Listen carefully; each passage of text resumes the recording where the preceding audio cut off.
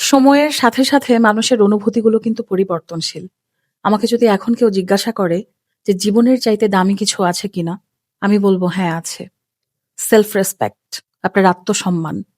একটা মানুষের আত্মসম্মানের মূল্য তার জীবনের চাইতেও অনেক বেশি হওয়া উচিত।